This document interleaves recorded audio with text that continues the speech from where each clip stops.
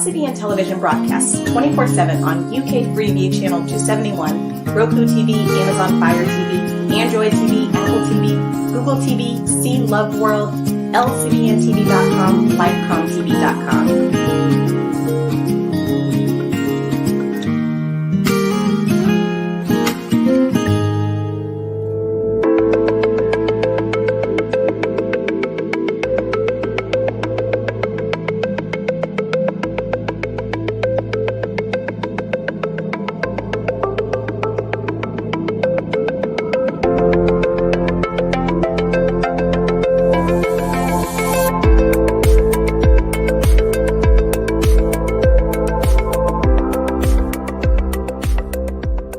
Good evening. My name is Lydia Khalil. Welcome to another Conversations with Lydia.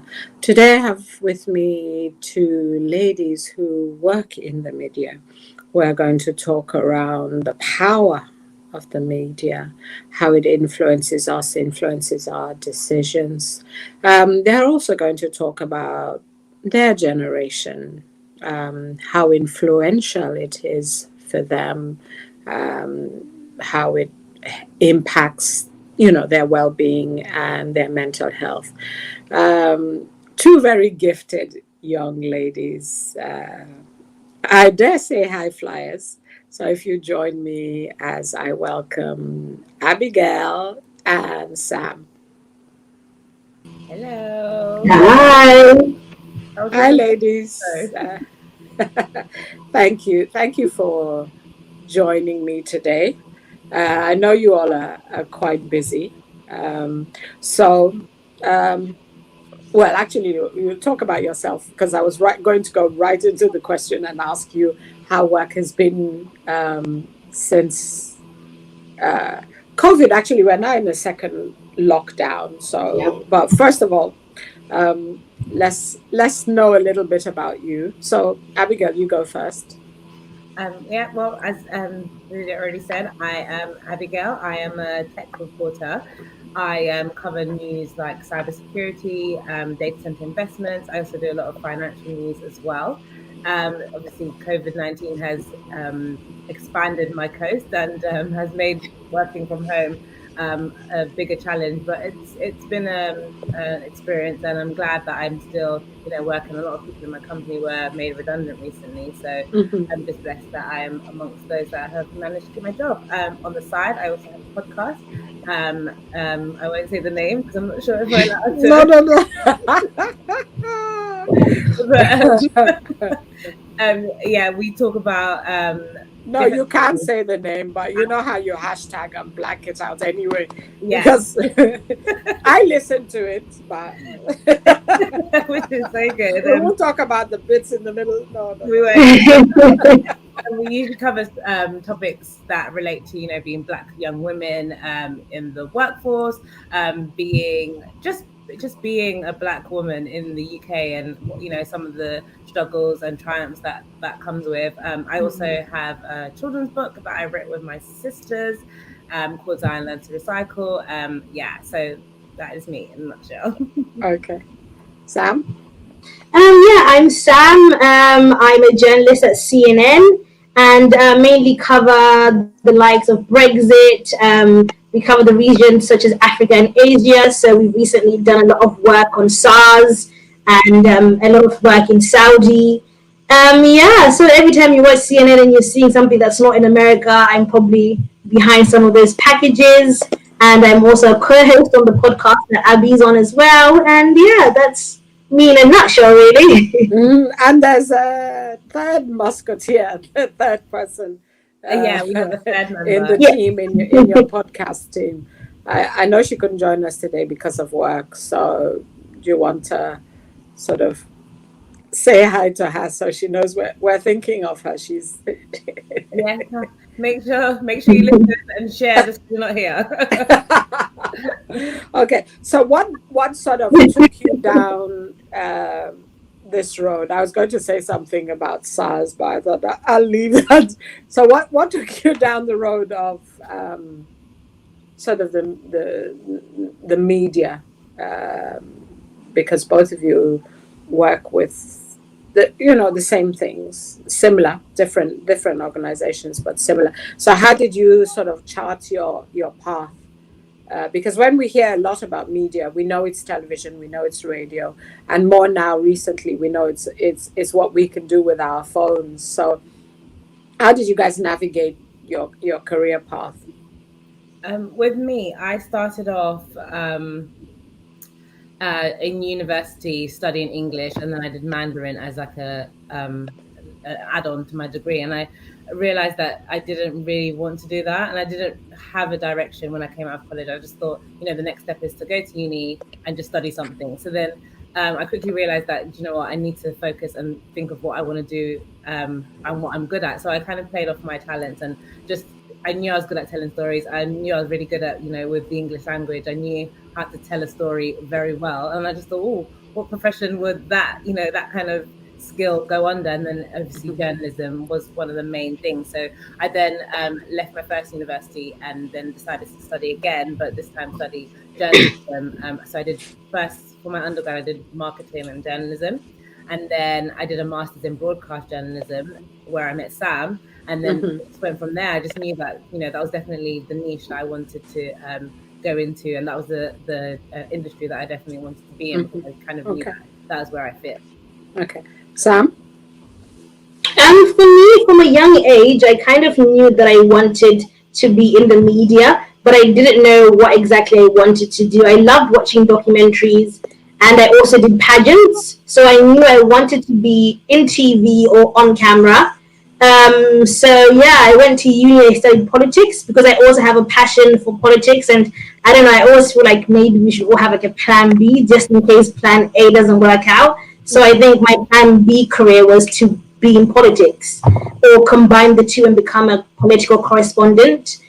So yeah, I went and studied politics and international relations for my undergrad, and then I did a master's of Abbey in broadcast journalism. And then after 6 months of job hunting, I finally got an offer at CNN, and yeah, the rest is history, I guess. Okay, and you have an interesting story talking about working for CNN and your family. Do you want to share that? Oh yes, how I from like a young age, I always used to tell them that I wanted to be like a CNN correspondent, and everyone's like, "That's so random. Not many people look like you." I think at the time, the only woman of color was Amanpour, and my dad used to just roll his eyes and he was like, "Yeah, you're right. You should just do nursing or something." And I was like, "No, I'm going to be a journalist at CNN." And I was about 6, I think, when I first started telling people. So when I got my first job there, it was a full circle moment where it's just like everything that I've wanted has now just finally happened now. So that was yeah, a lovely full circle moment. Yeah, so I guess I wanted you to talk about that because we have to believe that dreams do come true. Yeah. And how important do you think education is?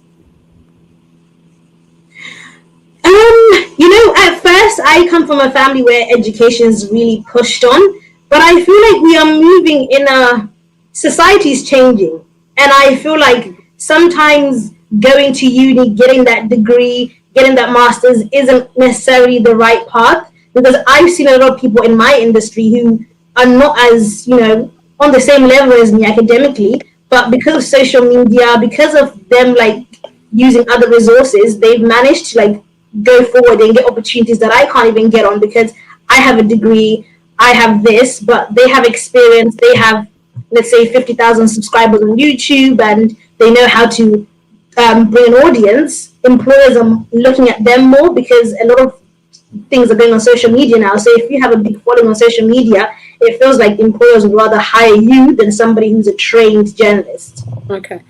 Abigail? What? Yeah, I completely agree with what Sam says. Like, we had the conversation earlier about, just how far our degree has taken us. And, had we, done more with YouTube and done more with social media, because that is what, especially with the media, that's where everything's going now. And with COVID, everything's online anyway. TV is like going to become a thing of the past. So, just seeing how, that differentiates, it would be nice. Education, to me, I always believe it is important though, because it it gives you connections. Like I would have never met Sam and Lola if it wasn't for our masters, and I wouldn't have ever had opportunities like working at Channel 5 and working at ITV and stuff like that. So it's a balance. I would always like, if I had children right now, they're definitely going to uni, basically. Yeah, yeah. Well, I can see Sam is nodding because what you were saying, oh, but you could have done. There are some parts you feel you could have done better without the education because other people seemingly. But I feel I'm one for education, but I think why I was bringing it out was because both of you had looked at what you were skilled, what you were good at, what your talents were, and managed to marry it to get a career. Yeah. So I guess it's not just going to uni for the sake of going to uni.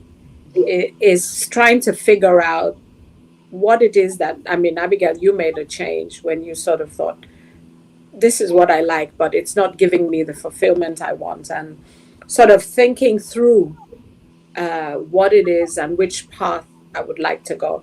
So would you think if you were not educated and Black, yeah, would the challenge be more? Would it be more difficult for the doors that have opened for you now? Because both of you are really good jobs, which you have gotten out of, the merit of your work. But if we bring color into it and education, which I think, did you feel the education at least helped to make a path? Yeah, definitely. I wanted to start by saying where I grew up in a predominantly Black area, and there's certain opportunities that had I not gone to university and had I not even done my master's, I would have never had access to. So after I finished graduating from my first university, it was the world of journalism kind of felt like something that I just couldn't scratch the surface, couldn't open the doors. I was working at Ben TV, which was absolutely fine, but it was like through connection. But then the second I got into the masters, it was like a whole new door that had I not had that education, open that door. I would have never been able to get into. Yeah, I mean, for me, I feel like everything that we did was it was calculated. The reason why we chose City was because City was the Oxbridge of journalism. I wouldn't have gone for a master's if I wasn't going to City, but I knew that positioning myself and putting myself around this particular group of people would open doors. I mean, was it worth? I mean, you don't just pick a uni and pay £10,000 just because it's fun and you want a degree. I went in there knowing that the connections I'm going to get, the training I'm going to get is going to take me to another level. And being the only Black females on the course, already people on the course were looking at us funny, which is kind of the same response we got in the workplace. But because we went to City, people look at you, they're shocked. Oh, you went to City because it's a school where the top journalists in the country go to. So the fact that you're able to say I'm one of the top people was one of the reasons why I went to that specific uni and studied that specific course. I mean, the same way people go and study English at Oxford, the English they teach is no different, but the network and the people that you're going to meet there opens doors for you, definitely. Yes, I remember attending a master's graduation, and I will never forget the keynote speaker said, oh, in life it's not what you know, it's the people you know. And he was saying to the graduates that make sure you stay connected to the people who are, your classmates, because you'll all bring yourself up together, which is what you guys have done. You sort of firmed, you have firm friendships that are, that are not just on, okay, I'm going to say hair and makeup now, and then people will kill me after, but it's not just about that. It's about forging a way together forward, and making a difference, which I think it's important. And I'm asking these questions because there are going to be loads of young ladies who are looking at you. So there is somebody else coming up behind you. So the parts that you guys are making now is just to make it easier for the person who comes up the ladder, after you. So hence the sort of long talk. I was going to ask, well, since we're on the topic, do you feel that Black people are, or how are Black people represented in the media? Do you? Do you think? I mean, it's funny you bring that now. I don't know if you've seen the drama with the Sainsbury's advert. No, I read of it, but I haven't looked at it. Yeah, I read about it. Yeah, I mean, I feel like companies are doing a great job now representing us nicely, and the advert was beautiful. It was just a black family having a Christmas dinner as you do on Christmas Day. But sadly, the response from the general public was quite sickening. A lot of people were very upset. And I mean, I don't know, thankfully, I don't know, Sainsbury's made three adverts. So one was a black family, one was a white family, and I'm yet to see the third one. But the black families one came out first, and it upset a lot of people, which for me was heartbreaking because I didn't realize that seeing a black person on TV triggered people so negatively. So yeah, in a way, I think brands and companies are trying, but also the audience needs to be open to receiving it. And it seems that people are not open to seeing black people on TV. Tesco ended up dropping their advert of a black couple because they saw the backlash that came from Sainsbury's. So, in as much as we can do all our best to put representation out there, if the audience don't want to see it, it makes it a little difficult. Okay. I kind of have an opposing view from Sam because I feel like they're not doing enough. I feel like a lot of companies are still not. I almost don't feel like they're even trying. I feel like it's very surface level. It's very performative. It's very, give the black people what they want, and a token. Yeah, very tokenistic. And to me, I kind of feel like if you really want to break the mold, you have to have these uncomfortable conversations. You have to, broaden it. Not just, okay, we get that one black family on Christmas and that's it. No, whether or not the audience is, sick and tired of it, or, people, some of the comments they were saying like, oh, with Sainsbury's one, someone said, oh, is this Christmas in Nigeria? Well, no, because there are black people in the UK. So no, it's not Christmas in Nigeria, it's Christmas in the UK. But, things like that, the company shouldn't let that even affect them. You should represent everyone and try harder. I just don't believe that they're trying enough. Because I think that there is, there's a lot of talk now about this unconscious bias, which actually most people would have said they're not racist, but when they see those images, something triggers in them, which I think a lot of times the Brexit thing really fed into it, because a lot of people became nationalist, and all of a sudden there was a big divide as to who were originally British and who were the foreigners. So I think, in some way that idea that this is actually what represents the United Kingdom, not just the white family having a traditional Christmas, because for them, I think the concept of a black family having a traditional Christmas means they were taking something away from them that was genuinely theirs, to have, and now it looked like we were coming to take that away. I think that's what the advert sort of speaks to them. So this idea that we're still struggling. How do you think that now impacts everybody? Like impacts. Let's even look at it from a child's point of view, mentally. Because I think children tend not to really notice too much of all of this. Yeah. So a young child may not really be thinking color, but until somebody gives them the notice. So when something like that goes out, there's outrage in our community. Like, how can this be going on? It's still 2020. How do you think that impacts some people? Not all. Some. How do you think the impact is for them? I think it's causing a bigger divide because, especially with Black Lives Matter, I saw a lot of my white friends and a lot of my Asian friends who were silent. The one time that we needed you as black people to support us, you became silent. And for me, that made me look at certain people a certain way. And I really ended up just scratching them because I felt like the one time we need you to back us up, you're all quiet. All you had to do was just hashtag and upload a picture, but you couldn't even do that. So for me, it's definitely causing a divide, because if you don't care about Black Lives Matter, then to me you're racist. Therefore, I can't associate myself with. So I've had to cut off a lot of people because you clearly don't care about black people, and if you don't care about black people, you don't care about me. If you're offended by Sainsbury's advert, then you're racist. So I'm just gonna remove you from my life because I don't need somebody like that. So I think it's causing a divide and making people realize, okay, this person is maybe a bit racist. They might be my friend. I might be their black friend, but they don't like black people. Mm-hmm. How do you think it impacts us? I think when you Do spoke we about now become ashamed? Do we now step up? Because Sam's done something which is like, I'm rid of those people, but mentally it must do something for us.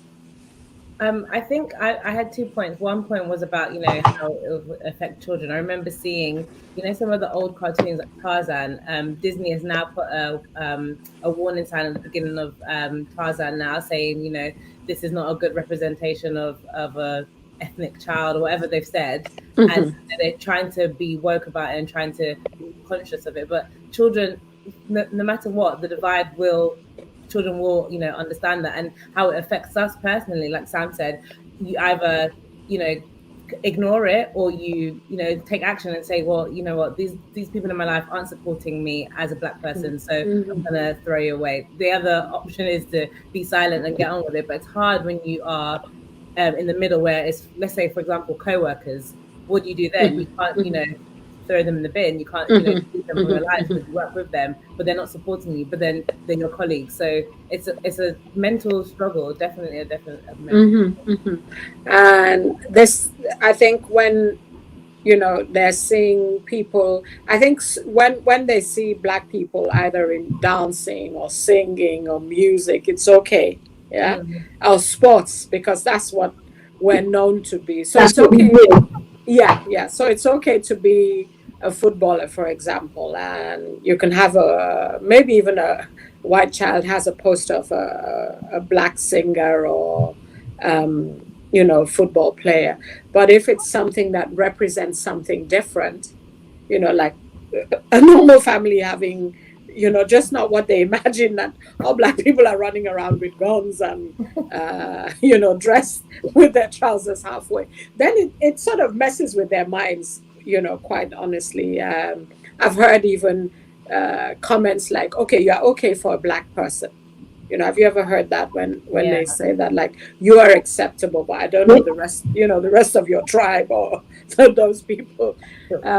So I think there is the idea that is acceptable, what they deem acceptable. So music, sports, dancing, those things are acceptable. But when it's professional, important things like political, having a say, or actually our lives matter, then it's a different thing. People sort of step away a little bit from it. Okay. How do you think media is impacting? I know now, like, every time we sort of we got used to Facebook, and then it was Instagram, and then it's Snapchat. And I hear there are like a few more. yeah. Yeah. TikTok, How? TikTok. Yeah, TikTok, that's the video one, right? the dancing See, one, I'm yeah. not that behind. Okay. So how do you think all of that feeds you guys mentally? Because I think we're influenced a little bit by Facebook and Instagram, but some of maybe my generation can actually step away, because I know loads of people who don't have Facebook accounts or Instagram accounts, but I don't think hardly do I know any young person who doesn't have one social media um, account. So how do you guys manage all that stuff that is coming at you?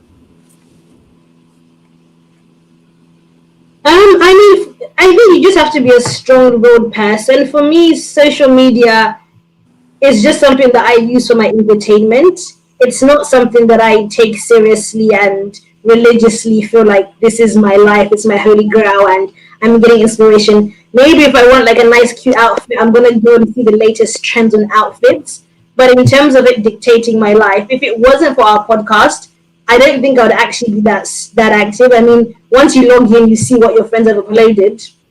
I kind of just log out, or I go on Shadeborough and see what all the latest celeb gossip is, and then I just kind of log off. I feel like it's getting hard for the younger generation. They are the ones who are really getting it full force because they've grown up with it. Mm-hmm. I mean, from birth, they're being recorded. Their parents are taking videos of them from the room, and you're already on Instagram. You have an Instagram the day you're born, kind of thing. So I think that generation is definitely the one that we need to watch out for. Okay. So, I mean, say now, I mean, it's okay because you guys sound a bit grounded and quite, you know, stable in yourself. But I hear loads of times, even things like Tinder gives people the easy jibbies because, like, you go on 10 dates and nobody calls you back, then I'm dealing with something. There must be something wrong with me. So, and I know it's about the likes, you know, how many people love your picture or take a like or follow you.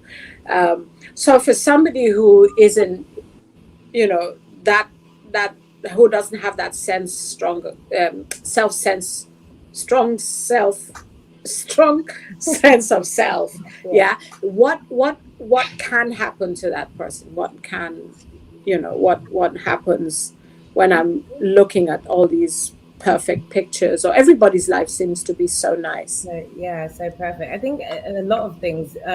For example, even people that are quite grounded, like I think I would, call myself, someone that can, step away from social media. But I've Hmm. had moments, especially with like things like filters, and a lot of people are using these filters to make themselves look absolutely perfect. And I remember I was recording something for work, virtually, and I looked at, I was like, oh my god, what do I look like? No, I don't like this. I've got a spot here. And I just remember, nitpicking at that video, and I just thought, well, no, because that's how you look like, so get on with it. But because I was so programmed to always using Snapchat filters, that I was just so used to having that smooth look that the filter gives you. So things like that, that can play on your mental health, because you'll be looking at other people, and some of the filters look so good that you wouldn't even know it was a filter. So you'd be looking at, let's say, a woman that's maybe your age, and you're looking at her like, wow, she looks amazing, her body's fantastic, but not knowing that she spent maybe 2 or 3 hours editing those photos, and then that will make you depressed, and then you don't want to eat because you feel fat and ugly. And yeah, it's just, and it can happen to the best of us. I know, I personally, it's happened to me before, which is, something that I can be honest about. I must admit that even I sometimes I look at, you know, like pictures, and I think you should have posted that picture of me. I don't look nice in it because we're so.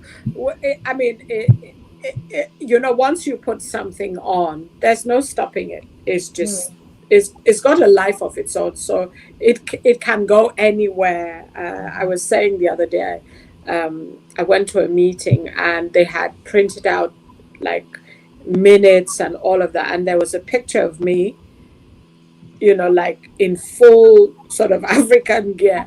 And I was like, where did you get that? And they all just burst out laughing that, oh, we just Googled you and it came up on the internet. And we thought it was a good picture because it shows that our committee has people from different ethnicities. I was like, this is not a good thing. Like, Take it so down. it can, yeah, it can get you when you least expect it, because what, and that's just a picture. I think, I don't even know if I put it on Facebook. I don't know how, you know, it must have been somebody who put it on. So those things, they're there for a long time or forever, as they say. So I guess that's why people, you know, are looking at it and thinking, people are watching and looking at the pictures and critiquing. Is, Mm. I think that's the bit that really gets us. So we want to have a perfect face or body before it goes out. Do you think your generation um, is more aware of mental health, mental illness, mental well-being? Do you think, are you guys more aware? I would like to think so, but I feel like with mental health, we kind of look at it from an aspect of, okay, if I'm feeling depressed, then I must have mental illness. And there's other key, there's other aspects to mental health that's developing as technology increases, as, social media becomes more prevalent in everyone's lives, that Hmm. maybe I feel like our generation hasn't quite pinpointed that kind of aspect, like how social media is affecting your mental health, and how Hmm. Hmm. staying on an app for 4 hours that is not a good. That's not good for your mental health. And I feel like we've put mental health under the umbrella of, if it's depression or if you're feeling sad, and that's quite it. So I'm like two ways about it. I feel like we're better than our parents, for example, but I don't think that we've quite got to grasp with. Okay. And Sam? Yeah, I think I totally agree with Abby, and maybe just lack of understanding because I've seen the word like depression being thrown about. I feel like it's lack of education. The amount of people I've heard them say they're depressed, and I'm really looking at them like, are you actually depressed, or do you just need to take a walk, or do you just need to, I don't know, jump up and down, or just take a nap? I feel like we are aware. They call us. What do they call us? Oh, there's a Hyper. word that they call us. Millennial. Is it to do with the millennium? No, there's something about us being super sensitive. So I feel like, yes, we're definitely more aware of our mental health, but I feel like we're also sometimes too aware of it that when you're feeling down, you think it's depression. But really, maybe you just need to turn your phone off and go for a walk or go to the gym or just need to read a book or you just need a change of scenario. I feel like, yeah, we are definitely more aware than our parents and I think some groups in our group are maybe too aware. I know a lot of my white friends would perhaps be more open to say, "Oh, I'm depressed" or "I have anxiety," whereas my black friends they'll just say, "I'm upset." Like especially my black female friends, we have this as black women, we're meant to be strong. So most times, somebody's stressed, but I've never heard them say, "Oh, I'm stressed," until it's a really bad, and maybe it's exam season or maybe it's a deadline at work, then okay, this person's stressed. But I've never really heard Abigail or Lola, anybody say, "Oh, I'm depressed." Even myself, I've never opened my mouth and said that because I kind of just feel like it's a phase, it's a moment. Tomorrow you'll be okay. There's a better day. All right. Have you guys heard this? We used to say it a lot, um, that black women don't cry. Have you heard that? Yeah? Yeah. You heard that? Yeah. Uh, and it sort of speaks as to how we all take it in and then you just keep going.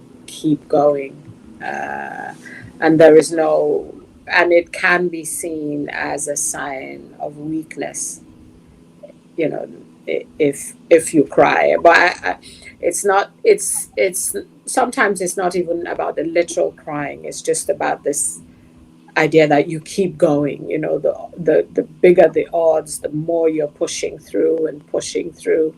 And we imagine that actually sort of taking it all in means that there is no impact, it's showing some kind of strength, and there's no impact on all this trauma we are getting one after the other, and there's no impact on somebody's mental ability.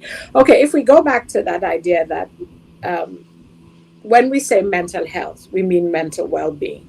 Yeah. So physical health, mental health, they're the same thing. When we're now going to mental illness, then we're sort of going into feeling unwell, but just in the head, in the head space. And quite rightly, what you said, Sam, is that I think Caucasian people will willingly admit when they're feeling anxious, when they feel depressed. Uh, for us, do you think it's a sign of weakness or do we have more resilience? I think it's both. I feel like we have more resilience and we've just been told, I don't know, but I mean, I'm sure with Abby as well, being raised by a single mom, we've seen our mom go through hell and back and still be strong, still go to school, still go to work, and still raise kids. So I feel like the environment we grew up in taught us to be resilient and it taught us to be powerful, strong women that you don't have a time to, sit in the corner and cry because that's not going to fix your problems. You have to keep going. So I feel like it's a combination of both. I would agree as well, but I would push more towards like feeling that if you do break down, you are seen as weak. Or, for example, well, with my mom growing up with, just having a mom and she was quite young and she had young children, she never once showed us her vulnerable side. She never once showed us that it was hard everything that she was doing was so difficult ever. So it was only until we grew up and she sometimes you get a glimpse of her talking about, what it was like with young kids, and then she would talk about it, how she was really struggling. She would cry every night as soon as she put us to bed sometimes. And I'm like, wow, we never got to see that. So because we never saw that, I genuinely don't think that I can see myself as breaking down, or feeling like my whole mental state is just completely collapsed, because my mom never showed me that. So I have to push just how she pushed, because we've come out at the it's like light at the end of the tunnel. But there is something about expectation. That's what you're saying. We're now given, or your moms have given you guys this mark, this benchmark. You have to suck it in and still deliver. And actually, it can be a struggle for when somebody who doesn't have that level of resilience, yeah, and they're feeling it. Because if you imagine that resilience is like an elastic band, or and if you pull it, for some people they will just come back to shape. Some people it will break them. Some it'll make them loose. So you find that they're struggling. So are you saying that your generation, maybe for the women, we haven't actually given you permission if you have quite strong role models ahead of you? So the permission to because I've heard people say, or their parents have said to them, what do you have to be stressed about? You have everything. You have much more than I had when I was your age. So the right actually to say you're stressed or depressed is somehow being taken away from you. Is that true? Yeah, and I feel like we don't even have the tools to deal with it either. Because, for example, when my little sister was stressed about her GCSEs, I feel like we weren't given the tools to even express to her how to cope with her stress. I was kind of like, well, it's almost like just get on with it, or don't be sad, wipe your tears, but still crack on. And we've never been given the tools to address situations like that. So yeah, yeah. And for somebody, not every, some people can just cry a bit and crack on with it. But for some people, that anxiety remains with them because it wasn't worked out. It wasn't placated in some way.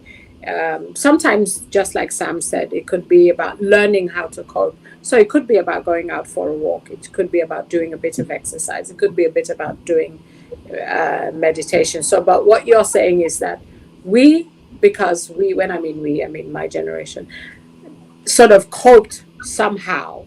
We're expecting you guys to cope somehow. So are you saying that your generation will still not seek counseling or therapy or outside help? Look, Sam's face just went like, what is she talking about? My mother would run me down. No, funny you mentioned that. We had a friend at uni who was going through something, and she was like, "Oh, I've gone to the school counselors," and not even trying to be judgmental, but there was a group of us, and maybe there was about 6 of us. We all just looked at her with this side eye, like, "What on earth do you need counseling for?" And then she would give us like the paperwork she was doing for a counselor, and to me, I was like, "This looks like something that you'd get Zion to do, in nursery. Like, what is this?"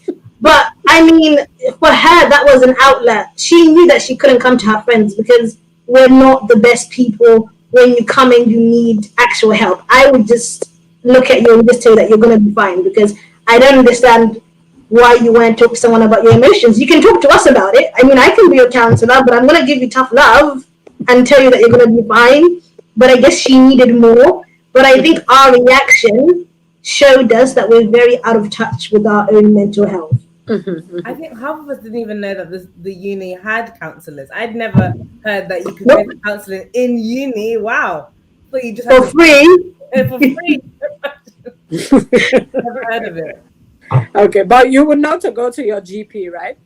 Yeah. Yeah. Because it's amazing how we look after our physical health, but not our mental health. Mm. And it doesn't always mean that, I think most people think when you're going to a therapist, it means that you're a little bit off with the fairies. But no, it doesn't mean that. It just means you need a space to offload and work out, some anxiety. So when it comes to stuff like medication, people taking antidepressants, what does that mean to you? Hmm. Mm. I Abigail think says no. everybody. She first, so she gets I to go. feel like I feel like everybody has their own medication, and I feel like I don't know about you, Abby, but I know for me, mine is not antidepressants, but it's maybe a glass or a whole bottle of wine, and I'm okay. So what do you call that? Antidepressants. So yeah, that's my So medication. we'll add that bottle of wine on the list of antidepressants. Yeah, GP recommended. yeah. Abigail and you? Yeah, no, it's a no-no. Swallowing Okay. tablets, I just don't understand how the tablets will make your mental state feel better. No, I no. Okay. I think why I'm asking because I would have imagined that you guys in your generation would be a little bit more not enlightened, but a little bit more receptive Yeah. than my sort of generation. I mean, maybe we're just like old souls, but I just can't fathom just the idea of how do we know that this medication is going to make me feel better, and what part of the medication triggers my brain to not be depressed anymore. And then Okay. depression, it stems from like scenarios. Let's say, for example, I've lost my house or I'm homeless. Me swallowing those pills, I'm still going to be homeless and I've still lost my house. So I don't really think they're helpful. Okay. But you see, the medication is given because the symptoms you're feeling, you might not be able to function. Okay. Yeah. So some people have depression where they cannot come out of bed. Yeah. So so their mental state has impacted them physically. So I'm homeless, but I cannot literally come out and find a job or find a house. Something in it has numbed me out. And sometimes, actually, just like we have a cold or whatever, some people's brains don't give enough hormones. So the medication helps them balance out. Now, everybody feels depressed, whether you call it low mood, but it's the length of time. Yeah. So you can have an off day, but tomorrow it feels better. And by the third day, you probably forgot. But some people, they feel that way for a whole, for a week. I know people who have depressive episodes for like 3 months. So you can imagine what it feels like for those people. And without their medication, they will not be able to function. Yeah. Some people need it because they can't work unless they take it, and it sort of calms them down and then they can engage. So medication is useful for some instances. So it's like, let me use it like having a cold. Sometimes you go to the GP, they'll say take some paracetamol, drink loads of fluid, and you'll be okay. Sometimes they'll say buy a night nurse. Sometimes they'll say, actually, you need a course of antibiotics, still take your paracetamol, maybe even night nurse at night. Yeah. So it has a variation, and the medication you can take 10 milligrams, 20 milligrams, depending on the level of your anxiety, depending on really how disenabling uh, you feel. So you're both looking at me like this is really strange. No, I mean, No, I was going to say with that, I still find it somewhat problematic simply because you gave examples of like when you're sick. When I have a cold and I'm taking night nurse or whatever Calpol, my cold is going to go away after a week.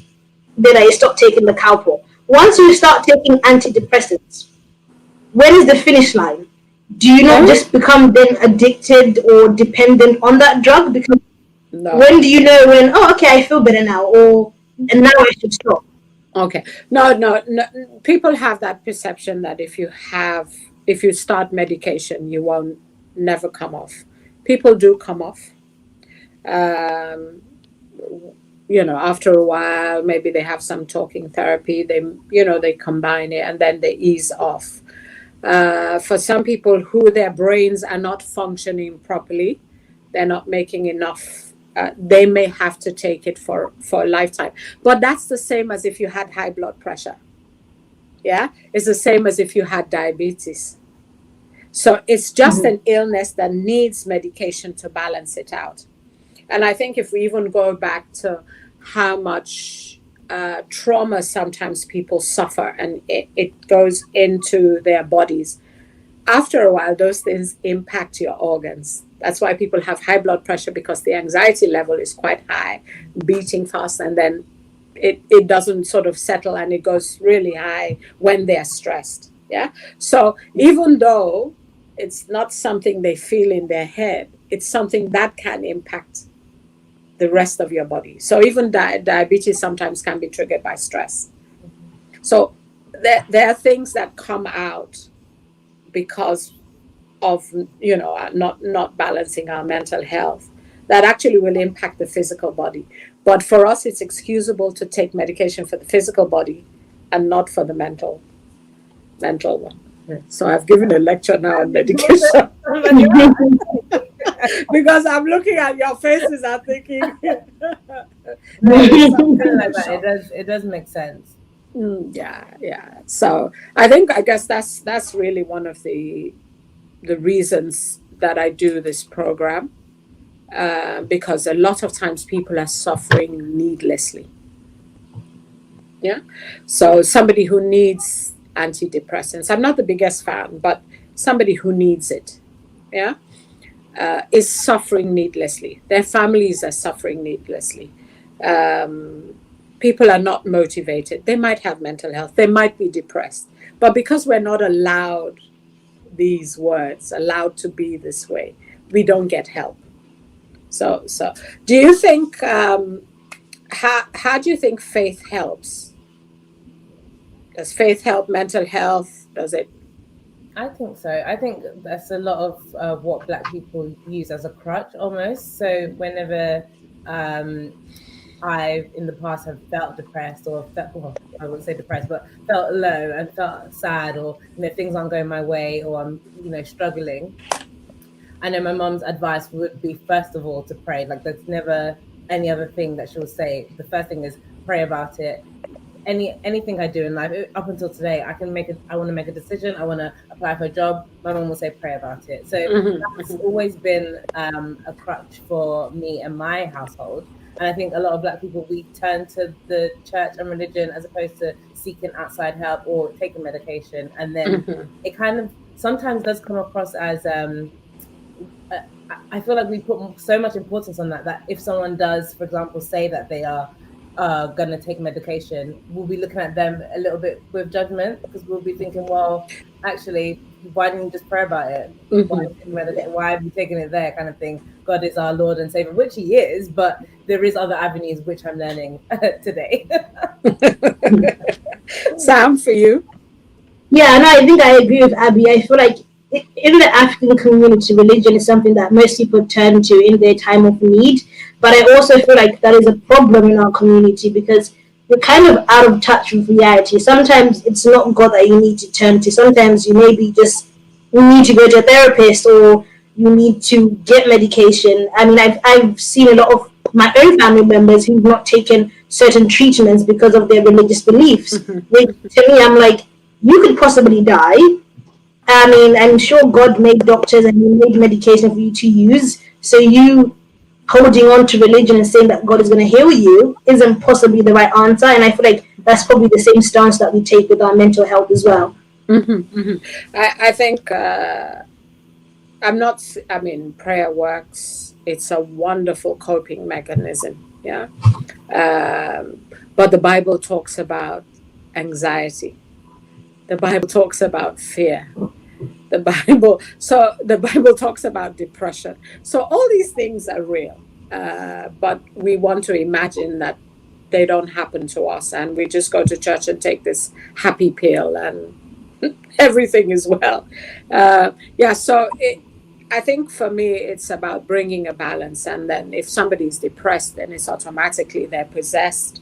And then we go into this whole different realm, which we won't go into today. Let's go back a bit to your program. I know we talked about it in the beginning. What are your hopes for it? What who I know you were talking about. I think it just started as something quite spontaneous, about three black women and what it felt like for you. So your world, perspective, how the world was feeling, and how you were trying to find your place in it. But it's sort of gone a bit global. I hear from you all.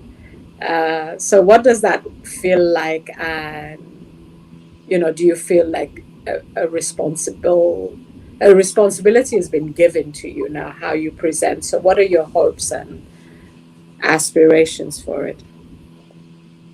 And we can talk I feel about the like name, where they can find you. okay, I'll let Abby do that part. But I feel like I feel like I mean, before this just started off as just friends, just having fun. But I feel like the last few months, especially in the pandemic, we've it's we've now seen it as our duty to like uplift people, to entertain people, especially during the first lockdown.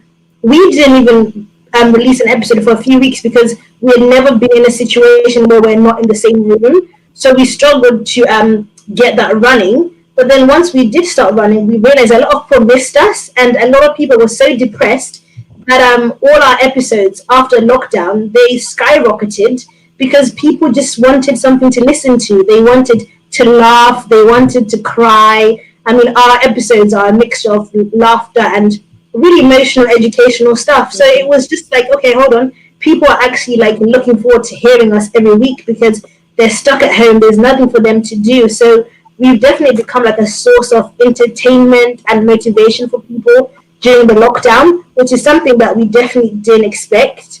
So knowing that has definitely added more pressure to want to keep giving people content. But you never really know what people want to hear because sometimes people are in the mood for like a really serious topic, but then sometimes you do a really serious topic and people don't engage. But then we realize that because people are depressed, people are down, people are going through a lot right now, sometimes they just want to laugh, and we manage to just make people laugh. So yeah, it's just been a well crazy like roller coaster the last few months, I think, especially during the pandemic period. And another thing about the platform that I did want to make sure we mention is that we didn't realize how fast we would grow, and we didn't realize how many people that were outside of the UK would be listening to us. We actually have listeners in every, is it every continent? No. Yeah. Yeah, yeah. Yes, it is. Yeah, we have listeners in every continent, which I don't know how some of the listeners, outside even relate to us, but they do, and it's amazing. And we have, especially our American listeners, because I'm just like, what do you even care about the UK for? But they do, and it's really nice and refreshing. Mhm. So what are you where how you hope what direction are you hoping to take it? Because I think now you're before it was just three ladies talking about stuff they thought was close to them, but now you're having to sense and filter what the audience would like next. What can we bring? So what hopes do you have for 2021?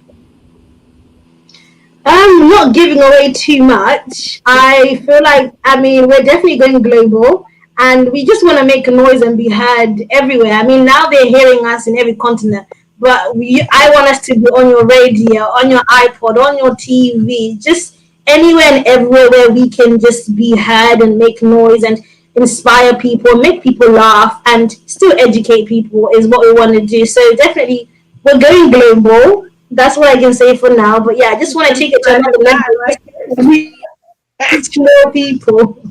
And also Okay. we want to make sure that the average black girl, because we've seen a lot of people that are either celebrities or influencers or social, they have like millions of followers, make it in this space. And and only their voice is heard. But we want to show that your average Black girl can also be heard too and can also make a difference. So that's quite important as well. Okay, so what's the podcast called, and how can people listen? Because it pops up on my phone when you guys have a new episode. So Oh, that's nice. Subscribers. That's so nice. And we're called What the F. I'm not going to say the word is going on. So What the F is going on. And on Instagram, it's WTIFGO pod. And then that's the same for Twitter and Facebook. So yeah, you can listen to us on Spotify, on Anchor FM, and on Apple podcasts. Okay. Thank you, ladies. I feel like I talked a lot today. This is great. I learned a lot about medication. Yeah. So it could be a discussion, medication, not medication on. Yeah. People don't know like even a third of what you said. So it is a really important thing because there's so much perception about, it numbing your brain and all these things. So I've learned a lot. So thank you. Okay. All right. Thank you. Thank you for your time. And I wish you both the very best. And hopefully soon the third face and voice will join on another episode. Thank you. What a refreshing conversation to talk about the media and the next generation, how it influences us. And actually, I think I was surprised because I thought the younger generation or those behind us had a different stance on mental health.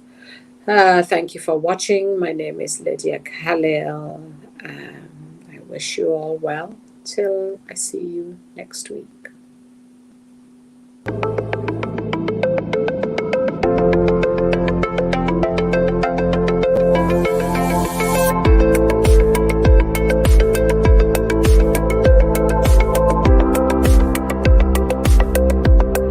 LCBN television broadcasts 24/7 on UK Freeview Channel 271, Roku TV, Amazon Fire TV, Android TV, Apple TV, Google TV, C Love World, LCBNTV.com, LifeComTV.com.